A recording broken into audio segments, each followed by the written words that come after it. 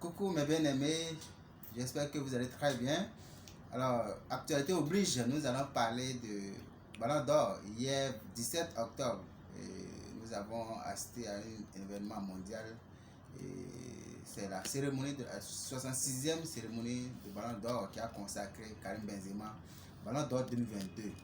Et cette cérémonie qui a vraiment requis l'adhésion de tout le monde. Et tout le monde, que ce soit les journalistes, les joueurs, même les supporters, les sympathisants, même ceux qui n'aiment pas le football, les gens étaient contents. On sentait une vibration positive dans le monde et on sentait une joie. Pourquoi? Parce que celui qui a eu ce ballon d'or est empreint de cœur, c'est-à-dire d'humilité. Et c'est pourquoi il a eu cette adhésion de tout le monde, même ses concurrents, notamment Sadio Mané. Il a dit une semaine avant pour dire non, Karim mérite le ballon d'or, Karim Benzema mérite le ballon d'or, il a eu. Alors c'est un rêve d'enfant que Karim Benzema a réalisé, mais pour le réaliser, il n'est pas allé se coucher, il a travaillé, il a été persévérant, il a cru à son rêve et il n'a pas laissé un détail près, il a été patient. Mais il y a quelque chose qui l'a caractérisé. C'est vrai qu'on a parlé de persévérance, on a parlé de rigueur, on a parlé comment on appelle, d'organisation, tout ce qu'il a eu à faire. Mais il y a ce cœur qui l'anime, cette humilité. Et c'est ça qui vraiment attire et qui nous enseigne, nous les jeunes surtout qui veulent aussi grandir en football, pour dire attention, on peut grandir en étant humble, en étant prêt à servir les autres. Je crois que le secret de Karim Benzema, surtout le secret qui a favorisé cette grande acceptation, cette grande adhésion de ce sacre, c'est son cœur. C'est cette humilité, ce collectif, cette intention de vouloir coopérer pour réaliser les objectifs d'une équipe. Karim Benzema n'est pas quelqu'un qui veut que c'est moi qui vais gagner, c'est moi qui vais gagner. La preuve nous l'a montré, son humilité. On se rappelle à la demi-finale de la Champions League contre City, Manchester City, le penalty il a offert à Rodrigo qui a dit non, grand frère, il faut le tirer. Alors qu'ailleurs les gens se battent, les jeunes qui veulent monter rapidement se battent pour des penalty, ils veulent arracher le penalty au grand frère. Vous ne pouvez pas grandir dans ça. Il faudrait que les jeunes apprennent de Karim Benzema. Il faut qu'il apprenne. C'est 14 ans qu'il est resté au Real Madrid.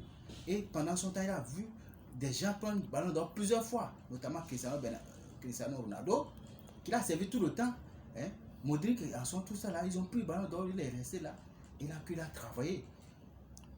Et on peut noter aussi que il y a eu ce cœur quand ils ont remporté la Champions League, la 14e cette année. Mais c'est Marcelo qui l'a donné, il a autorisé à Marcelo, qui n'a même pas joué. En tant que capitaine, il a donné son brassard de capitaine à Marcelo, qui allait soulever le trophée parce que c'était la dernière année de Marcelo au Real Madrid et il a permis de soulever le trophée. Ça, c'est vraiment quelqu'un qui a été capitaine. C'est le moment, la première fois de l'histoire de soulever, il remet ça à quelqu'un. Vous voyez, c'est un cœur. Ça me rappelle ce film que j'ai suivi, Epelmi, où on a vu la fille Akira en face d'un japonais, où la fille connaissait la réponse, mais elle a surpris une fois le père de japonais le menacer pour dire que c'est ta dernière, ça va la troisième participation, si tu ne gagnes pas, tu vas voir, il le criait. Mais elle n'a pas donné la bonne réponse pour permettre aux jeunes de gagner. Elle voulait que le jeune gagne. Mais qu'est-ce qui s'est passé? Le jeune a eu à répéter ensuite. Et c'est comme ça, toutes les questions, tous les mots qu'on leur donnait, chacun appelait très bien, au point finalement, l'année là, ce qui n'a pas été prévu a été fait. Les deux ont été consacrés meilleurs. Vous voyez, on peut vraiment gagner, on peut être meilleur en voulant s'offrir, en voulant vraiment que l'autre réussisse, en accompagnant les autres à réussir aussi. C'est ce qu'il a fait. Et ça m'a marqué. Mais quand vous voyez le cheminement de Karim Benzema, c'est qu'il voit l'équipe doit gagner. Quand on parle d'une équipe de football, c'est ça qui doit caractériser. Le Real Madrid a été un grand club, tout simplement parce que, quel que soit vos talents, quel que soit votre niveau, là, vous venez au club, là, vous dissoudez, vous diffusez aux autres, vous créez une harmonie, une symbiose pour pouvoir gagner les grands championnats. C'est ce qui a caractérisé et c'est cette leçon que nous tirons de Karim Benzema. Il y a même des événements qui ont failli l'engloutir. Le Sextap Gate, ou comment on appelle, Sex Gate qu'on dit, où il a été condamné, tout ceci. Et ça l'a même exclu de l'équipe de France. Ça n'a pas découragé, ça n'a pas empêché de toujours se focaliser à son rêve. Il a toujours travaillé, il est resté focus. Et ça, le fait d'avoir ouvert, la nature a ouvert les portes. Qu'est-ce qui s'est passé? On a vu finalement que, qu'on appelle, Cristiano Ronaldo est parti pour lui laisser la place. Après Sergio Ramos. Et on a vu maintenant le Karim Benzema, pour qui est venu maintenant, cette saison surtout, imprimer son leadership en termes d'organisation d'une équipe. Et il a eu le soutien de ses coéquipiers. Et c'est pour ça qu'il appelle ce trophée le trophée du peuple. Parce que, vous voyez, c'est la première fois que quelqu'un prend un trophée comme ça. Et tout le monde est d'accord, tout le monde est content. Tout le monde fait l'unanimité. Donc, il ne peut que appeler le trophée du peuple parce qu'il a constaté que tout le monde est d'accord, tout le monde est heureux. Tout le monde manifeste la joie du fait qu'il a été consacré meilleur joueur de cette année. C'est vraiment une leçon que nous apprenons et comme quoi nous devons apprendre à travailler.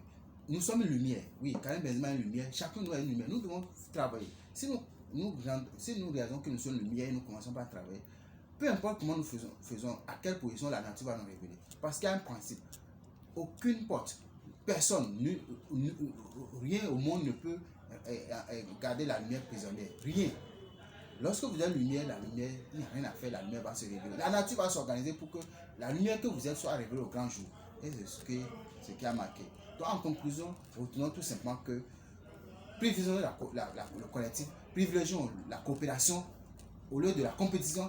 Et quand nous travaillons, que ce soit dans notre famille, que ce soit dans notre village, que ce soit dans nos associations, que ce soit même en entreprise, lorsque nous privilégions que l'équipe, c'est d'abord l'entreprise qui doit gagner derrière les postes de nomination, derrière un certain nombre d'avantages, c'est comme ça, un jour, tôt ou tard, vous serez là, la nature va vous rehausser. C'est un principe.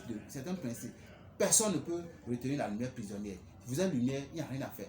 Et chacun de nous, quelle que soit sa position sociale, collaborateur ou bien rien du tout, balayeur, lorsque vous faites votre travail avec abnégation, la nature saura comment vous rendre au grand jour ce que vous méritez. Donc c'est une leçon que ce que nous avons vécu hier. J'espère que ça vous a plu. J'espère que cette petite vidéo nous a permis vraiment de comprendre que l'amour est un facteur de réussite. L'amour de soi, l'amour des autres. Le fait de vouloir que les autres réussissent est un facteur pour que nous-mêmes nous réussissons. Le service, rendre service aux autres, c'est nous-mêmes nous rendons service. Et c'est comme ça que nous ne pouvons que contribuer à l'épanouissement de notre société. Lorsque nous travaillons à l'épanouissement de notre village, de notre famille, de notre pays, de notre continent, de l'humanité tout entière, eh bien, c'est nous qui nous réussissons. Merci de m'avoir suivi. Je vous aime. I really love you.